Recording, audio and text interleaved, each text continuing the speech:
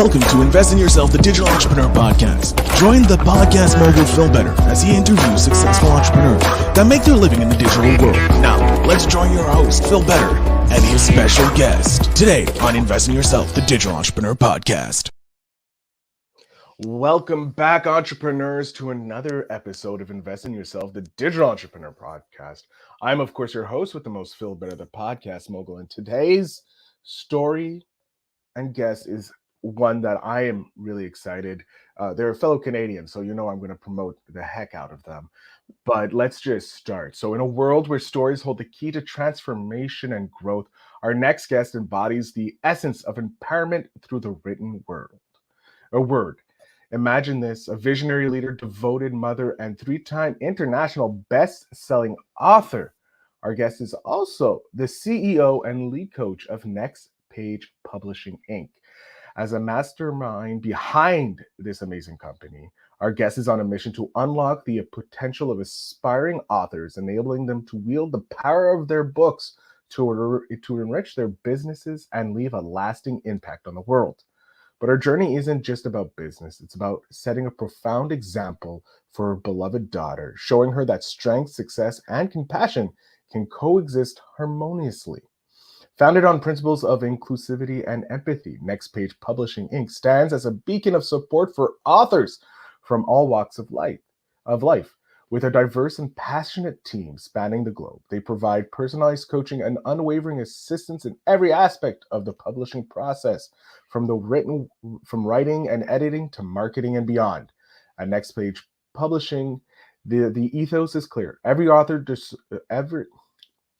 author's story deserves to be heard, and every business has the potential to flourish through the written world. It's not just about publishing books. It's about empowering authors to claim their rightful place in the literary landscape and reap the rewards of their hard work. So join me in welcoming the driving force behind Next Page Publishing, Inc., the inspiring force of nature herself, Larissa. Larissa, thank you so much for being here. What an epic intro. Thank you so much for that. It's a pleasure to be here. Oh my gosh. I'm throwing my hands because I'm amazed at my intro. No, you're very welcome. That intro is the most I'll probably be talking this whole episode. That's where I heavy loaded in the front end, then I shut up for the rest of the episode. No, I grew up in the 90s. I loved hip hop, and as my audience knows, the hype man for me was the person, because they got all the credit for warming up the crowd, and then they just got to relax. And that's how I look at this show. I'm hyping you up, throwing you now to the wonderful wolves of my audience, which are they're more like sheep because they're so kind and cuddly and listening. But Larissa, thank you so much for being here. Yeah, thank you. It's a pleasure to come in. I know you and I were talking about matching energy levels before the show, and I'm coming up. I'm bringing it up. Interviews are always fun, so let's do this. You're good. You're good. Your energy is just at that peak point. We know it's going to rise, so my audience is just waiting. They're used to me coming in like at 110%. I don't understand why I do it, but I do it. But Larissa, we're going to hit with the first question. Why did you become an entrepreneur? Yeah, so my story is a lot like everyone else's who chose to be an entrepreneur, because we tried corporate and it sucked. We were like, heck no, this is the worst. I don't want to be here anymore. So I did corporate for 12 years. I was a corporate safety specialist in a petrochemical industry. Like, you cannot get more corporate than what I was. And I thought that was where I was going to live, breathe, and die. And that was okay for me for a long time. You know, my parents had done it. It's all I had ever seen. My husband was in corporate. We actually worked at the same company. Everything was rooted in that company. And then in 2021, I had a miscarriage, and it really shifted my perspective on who I was supposed to be. Because of that loss, I was put into a bit of a tailspin with mental health. I went through a lot of ups and downs, depression, to the point where I was hospitalized and put under care and things like that. And when the time came to go back to my corporate life, I was so different as a person. I had gone through 2 years of extensive therapy, like almost 5 days a week therapy. I was doing all this inner work. I was suddenly writing all of these books. Like, what? Where did that come from? Like, I never saw that coming. And they were like, okay, come back to your 9 to 5. And I was like, ugh. Ugh, no, that sounds terrible. So I made the hard decision. I was sitting in my hot tub in the middle of the night, and I made the decision because I mean, like, why not make decisions there, right? Let me guess, And there was a glass of rosé as well, may have pretty been much, there. right? Like I had the vibe set, and I was like, okay, I talked to my husband, and I was like, I don't think I want to go back. And it was my beautiful therapist was like, you have a choice, right? Like you don't have to go back. And I was like, oh, I have a choice? Wait, What? there's a choice? And once she said that to me, and I realized there was another life that could be lived that offered more balance and allowed me to follow this passion of writing books and helping other people. For a while, I thought I was going to be a life coach or a coach to moms or something. But I was so heavily ingrained in writing. I was like, I cannot step away from this. So how do I make this my life? And in the hot tub that night, the Next Page Publishing was born. I love it. I love that. I love how you took a huge life-altering event. Like, there's no other, like, any words I put to what you affect will pale in comparison to what you went through. So I'm just going to say a low of lows, the rock bottom, if you will, in the world of parenting. I know that, like, that is one of the, losing a child is like the worst thing a parent can do. And using it as a way to become a better version of yourself, taking yourself to the next level so that you can then go and empower more people with this Next Page Publishing. This is the story of a true entrepreneur, because you took a pain and you made a solution, not only for yourself, but this painful solution, a painful moment that you had is changing the lives of billions of people. Like the downward stream is insane. Sorry, I'm gonna jump to the next thing because I hope I'm not making you teary-eyed. No. Okay. And this part of my mission is the publishing side, but my other mission is to talk about pregnancy loss as much as I can, because like you said, 1 in 4 women, right? So why aren't we talking about it like it's 1 in 4 women? So Yeah, I know this is not the show for that, but like no, it's but like twofold, right? Like I wanted to have a voice in this world, and corporate was never going to give me that. This does. it is, and like it's 1 in 4 women, but that means it's also affecting every single man out there because they know someone who may have had a miscarriage or a bad birth, or like something along loss of a child before the child becomes into the world, so like that affects everybody. But like obviously for women it's much different than for men, but it's also, there's that emotional impact for men because they don't get to meet this child. But I love how you're writing about, you bring more voice to it, because it was quiet beforehand. No one was talking about it. So I love that you're doing this, and I'm very happy that I can help give a platform to this. But we're gonna segue over into some more happier things. Absolutely, bring it back up. Bring up the energy level to about business here. When you were in your hot tub with your rosé, relaxing, coming up with Next Page Publishing, had you started any type of entrepreneurial stuff beforehand? Like when you were younger, did you do the lemonade, selling cookies for, the brownies or the Girl Scouts? I'm not sure what we have here in Canada anymore, or what was out there.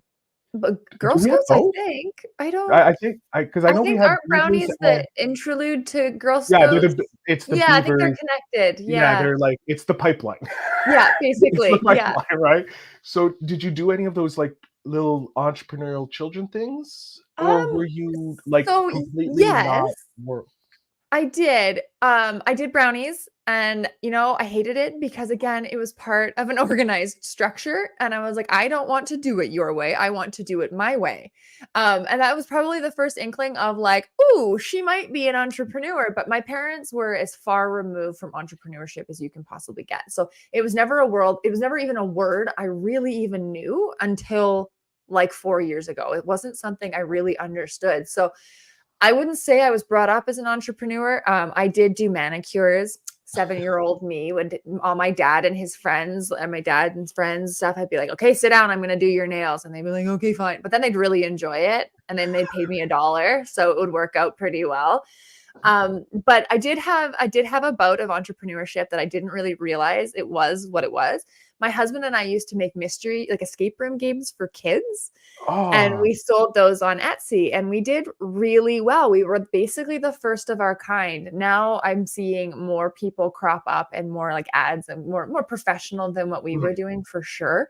But I like to think we kind of broke the mold in that because we were the first out the gate, but then it just got managing physical products is so much different than the digital age. So we stepped away from that and then I got sick. So we never really went back. But I would not say I'm an entrepreneur at heart, as in I was brought up to be this way.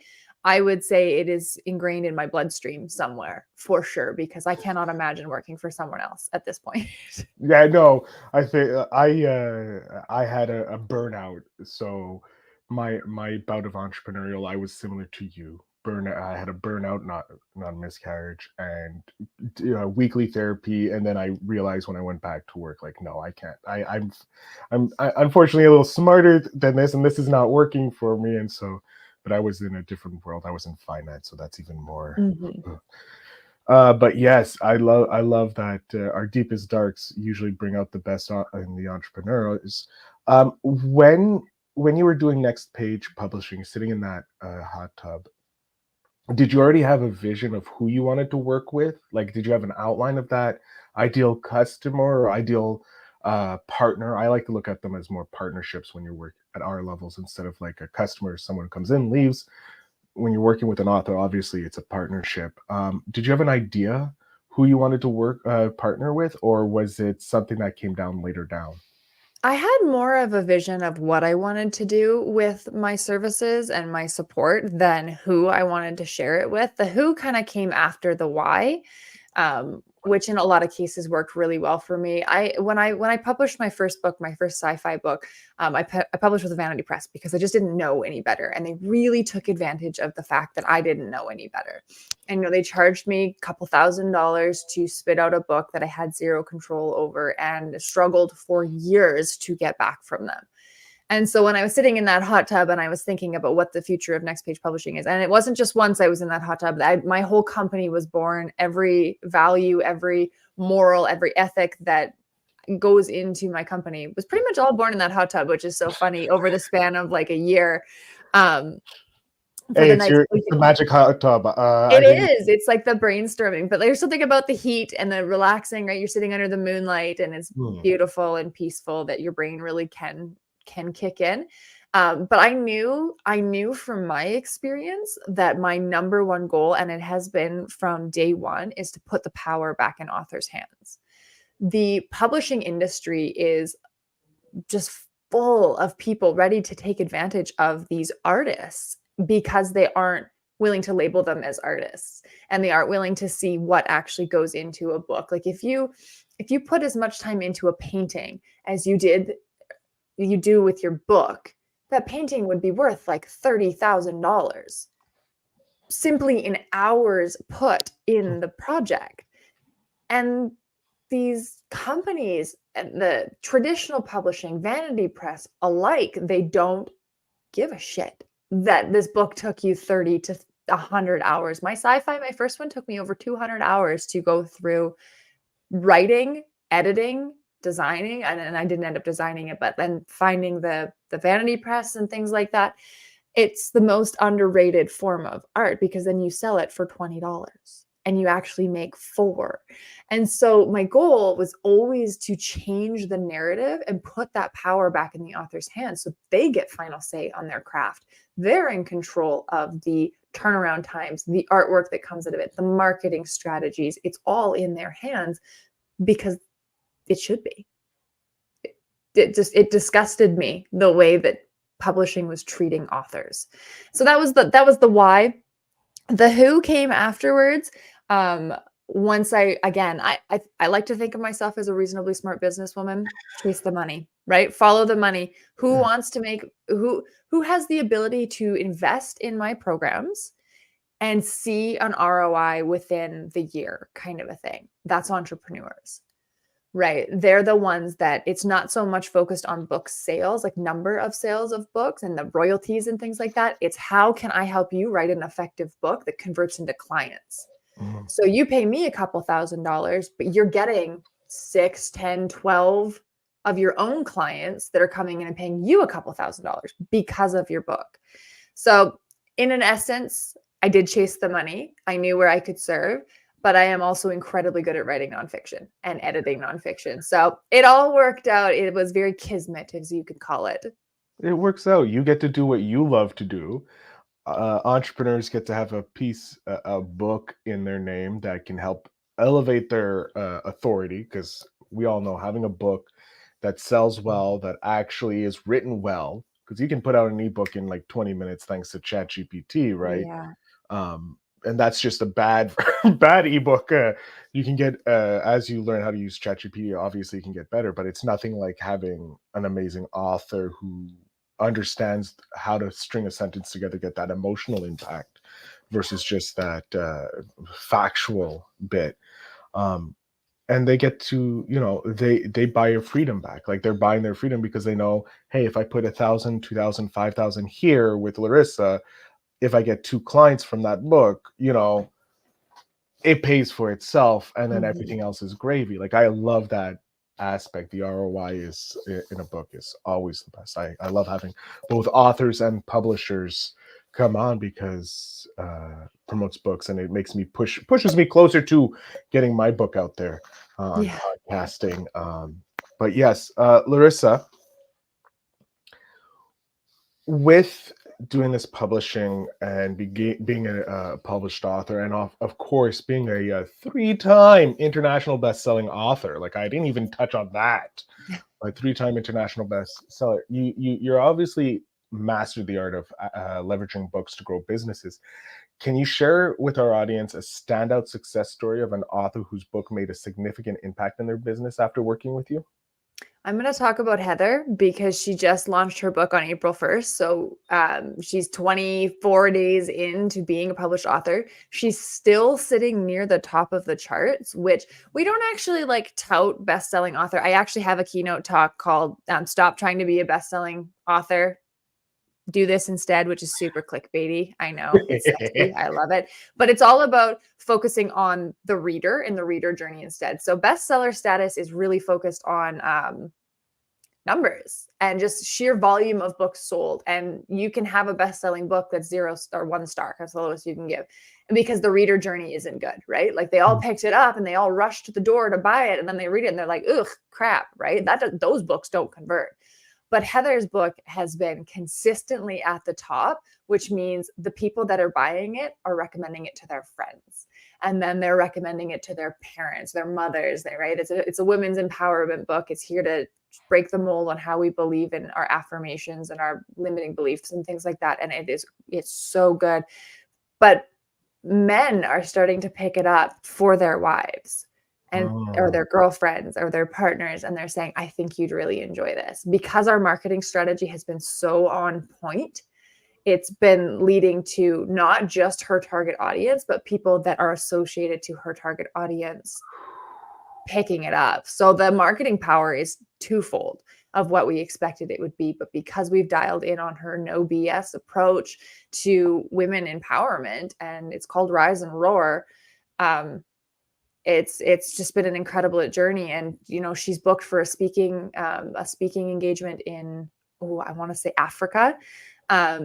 It's like huge engagement. She had one in Paris that's going to be coming up later this year. Like she's just blowing it out of the water, and she's using her book as negotiation points for these events, right? Like, hey, yeah, I'll come and I'll give you a 25% discount on my book to buy it for all. And so the organizers are so happy. The guests are so happy, right? Like we have really dialed in on what this book is going to do for her, and she's already planning book 2.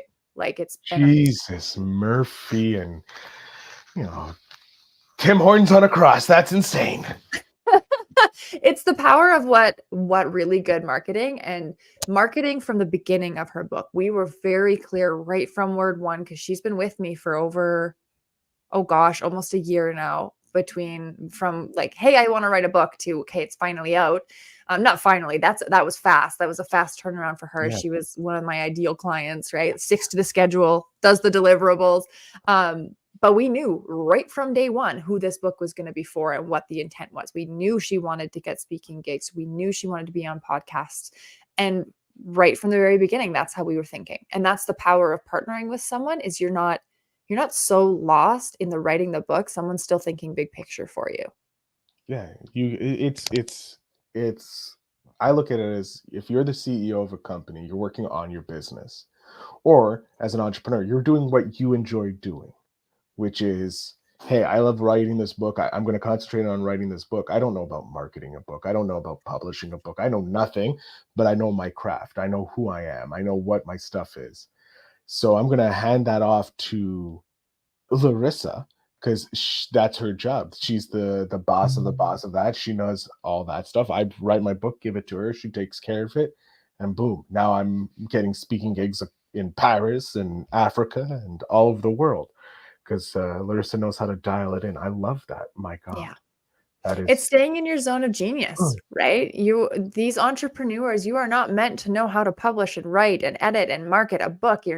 I don't even know how to do all those things without a team of people.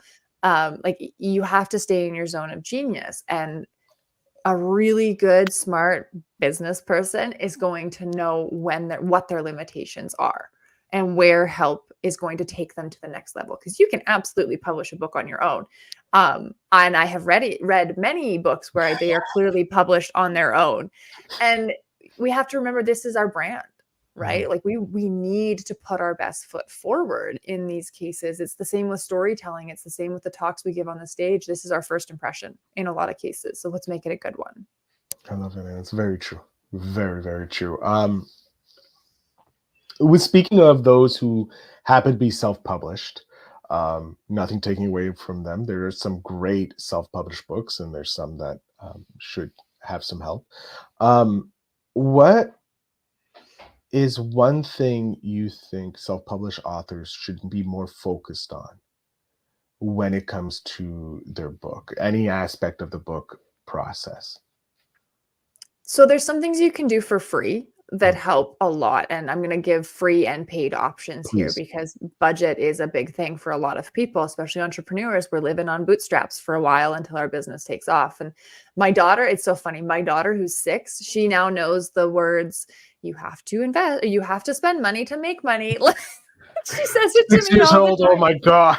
When she's 6, right? So she gets it. You do have to spend money to make money. But let's talk about the free options first. So when we set out to write a book, we often think the first place we need to start is in front of a blank page of paper, and we need to put the first chapter down. We need to put the intro down. We need to put the welcome, whatever we need to go down. And actually, there's a step before that if you take it, it's going to help your entire process. And this is how we helped Heather. This is how we are getting the results that we're getting with all of our clients. We know who we're talking to in the book, in the process. We know exactly who our ideal reader is. And I actually have a free YouTube video and a download. I think there might even be a download. I can't remember, of how to do this really, really well. And if you're an entrepreneur, you should have your ideal client, your avatar, right? And it's along the same lines, except in this case, you're thinking about it as, how do you connect with someone on paper? Because they don't get to see your face. They don't get to watch your body language. They don't get to hear the tone of your voice, the inflections, the pauses. They don't get that. So you really have to know in their head how they're interpreting your information. What are they going to like? What are they going to connect with? What stories do they need to hear? How many times do you have to repeat the same message before it sinks in? For example, ADHD. Do I have any other ADHDers in the room? Whoop, whoop, right? Like, it's huge. You have to tell me something like 21 times before I get it, or I have to write it down, or I have to do some sort of exercise to make that message stick. Otherwise, I'm all over the map. Knowing that your ideal reader has that condition or has these superpowers that are maybe making some things challenging and maybe making other things really easy is going to help you deliver the best possible book, that 5-star read. And you can do that for free. Take an hour before you start writing your book, sit down and ask yourself, who is this book for? What's it going to do? And what problems is it going to solve? Easy peasy. I say that, but it's not. It's not easy peasy. Trust me. It's simple. Nothing in life is easy. Everything is simple. It's It all is simple, yeah. And hard I work. mean, you can go to our YouTube channel, Next Page Publishing, and find that video. It's one of the earliest ones I did because it's part of our course. And I was like, you know what? This shouldn't be a secret. This should be, every author should have this piece of information because it can literally change the success level that you have. So I made that one free. I love it. Yeah, that is probably the best piece of advice for starting authors I've ever heard. Oh, thank you. It's something that I've yet to hear from other authors when I ask that question. So I'm very grateful for that, Larissa. Thank you for sharing that. And also, we'll have the link in the show notes down below. Melissa will send over that stuff. Yeah, I'll get the YouTube channel over. I'll get that one video over for you. And then there's the paid side of it. I know for a lot of people, we are pinching the wallet in the very beginning, right? Like myself included. The first year of business, I didn't make any money. I broke even, which actually I might have made like $1,500 of like paid myself. Whoop, whoop. I know, very exciting, but it gets steadily better. But again, it was that adage of you have to spend money to make money. And so going into your book, having a budget is really important. And you can still cut back based on where your zone of genius is, where your strengths are, where you're willing to make sacrifices of quality. Because if you're like, I can edit it with Grammarly, cool. Almost make yourself sign a document that says, I am willing to sacrifice quality, because you will. If you choose to do things that way, that's fine. If you don't think this book is going to be big, you don't want this to be a huge magnet for your brand, then just willingly know that you're going to be sacrificing quality. However, better option is to budget for it. So understanding what type of editing you might need, my basic is proofreading. Get the grammar, get the spelling, get the word choice, do the basics so that your book isn't glaringly underproduced, if that makes sense. So yeah, have a budget. I recommend about $1,000 budget as a minimum. That should get you a decent amount of proofreading. And then you can go up from there if you want cover designs, if you want developmental editing to help you with the storyline. But that's the paid side, right? So start with the free stuff, do everything you can yourself first, understand who the book's for, and then budget for when you're going to need a professional's help. I like that. Great piece of advice. Step by step. Yeah. You build that mountain, or that pyramid, whatever you want. I want to know, because you are a mother, you are a badass entrepreneur. You're kicking ass and taking names for it. How are you balancing both motherhood and entrepreneurship, as well as being a wife and a human?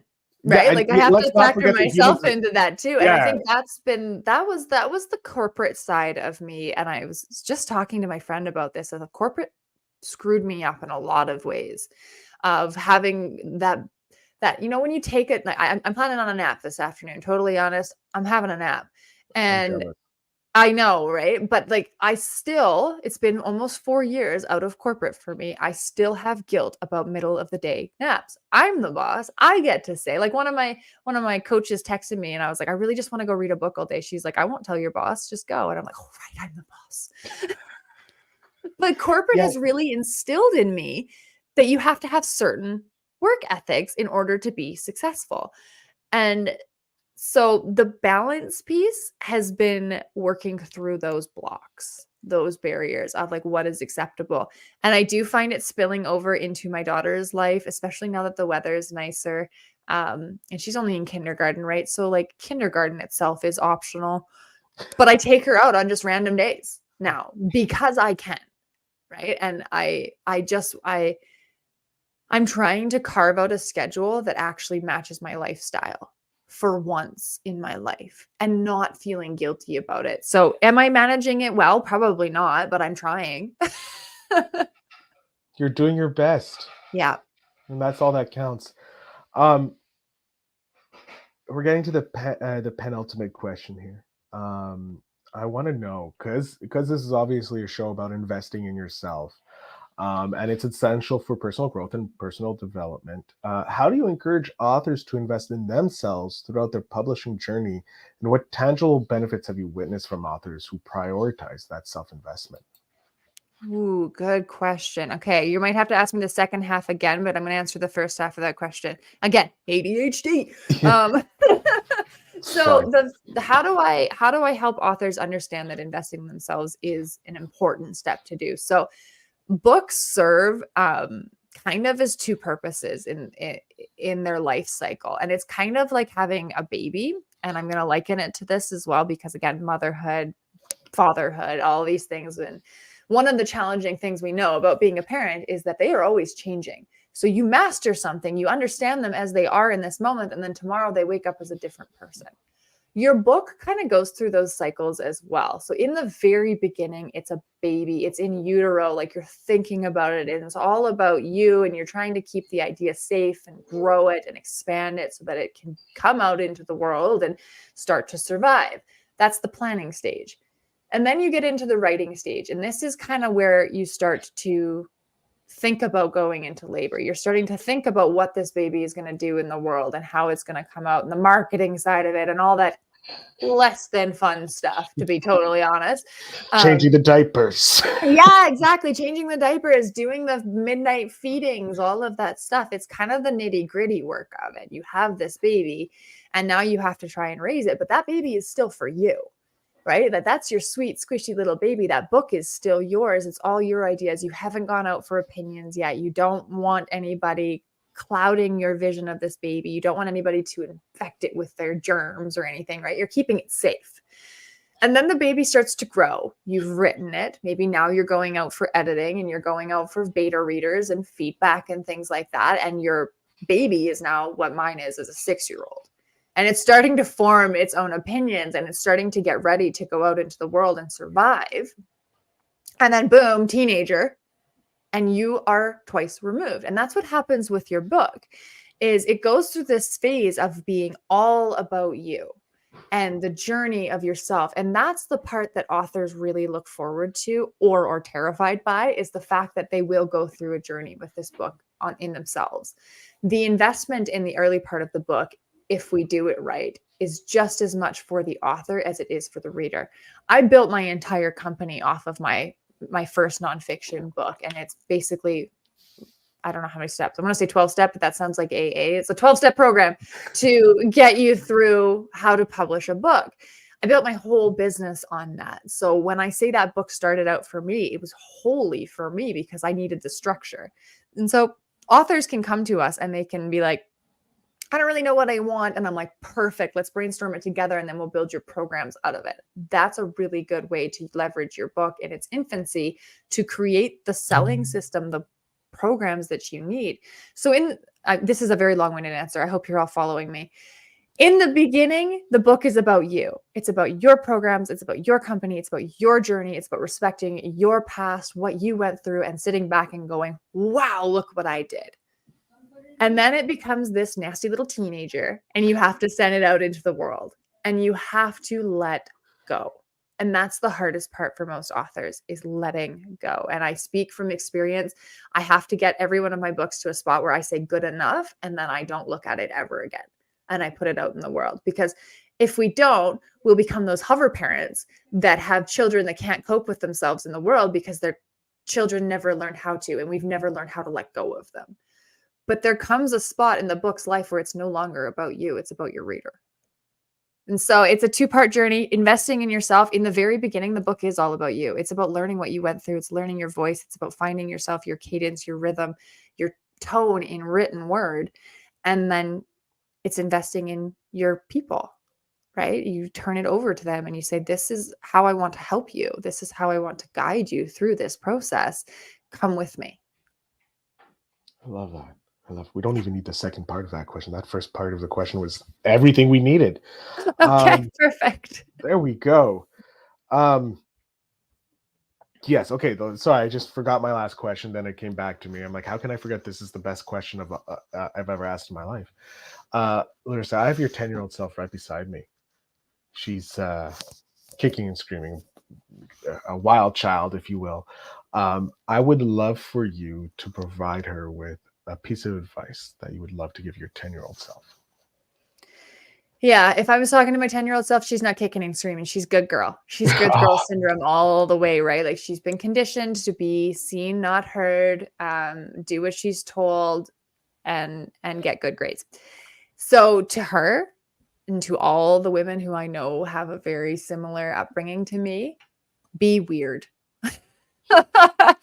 Lean into your weirdness. I know I used to like to write creatively as a child. I have the first book I ever wrote. I just saw it this morning in my filing cabinet. Like it's there.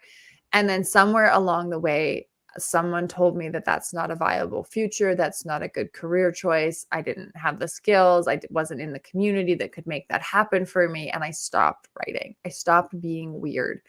And it's been in the last 3 to 4 years, I've really found my weird. And that weird has brought me the best people in my lives because they're weird like me. And we can be weird together. Corporate is the killer of weird, and it is the creator of clones. And that is why so many of us burn out, is because we want to be weird. We want to stand out. We want to do things that seem odd to people. And then corporate's like, no, we need you to be little clones of each other and just do the work. Put your head down and do the work.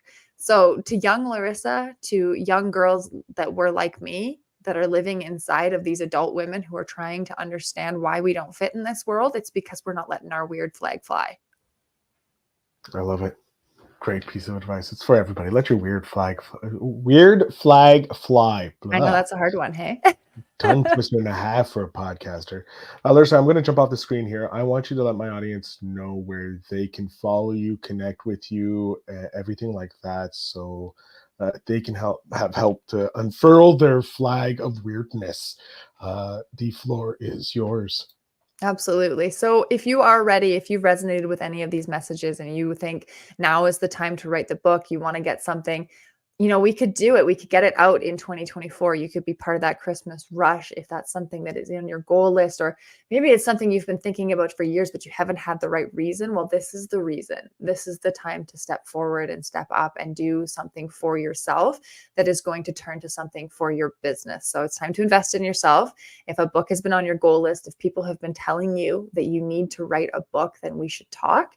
You can head to nextpagepublishing.net and you can find all our information there. We have a wonderful membership site that you can join for low ticket. I think it's less than $90 a month. So you can check that out. And if you are looking for more of the one-on-one support, you want to work with me directly so that we can share our weird together. We do have the VIP programs where we can come in and it's all one-on-one. We meet every week. We have conversations, and we let that weird flag fly. And again, you can find us at nextpagepublishing.net. I love it. Larissa, I can't thank you enough for being on the podcast. It was an amazing journey and learning that it's okay to unfurl that freaky flag of mine. So I thank you so much for joining us today. Yes, thank you so much for your time. To my audience, of course, thank you very much for listening. Thank you for being here while I talked with Larissa. Check out the show notes for all the links to Larissa and that free video on YouTube on how to take the first step that everybody keeps missing for writing your book. So I want to thank you very much for listening, and remember to always invest in yourself.